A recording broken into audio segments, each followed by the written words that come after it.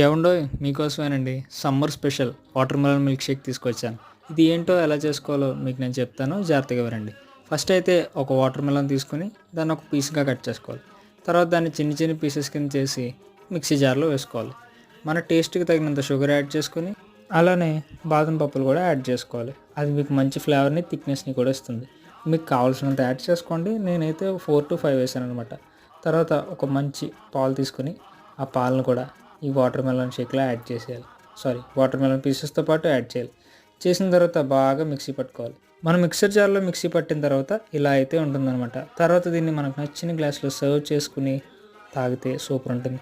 అలాగే నేను దీనికి పైన ఫినిషింగ్ టచ్ కింద, అలాగే గార్నిషింగ్ కింద కొంచెం రోస్ట్ చేసిన జీడిపప్పును కూడా యాడ్ చేశాను. మీరు కూడా చేయండి, చాలా బాగుంటుంది.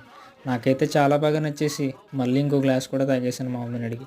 మీరు సబ్స్క్రైబ్ చేస్తే మనం నెక్స్ట్ టైం మీట్ అయినప్పుడు ఇది ట్రై చేద్దాం.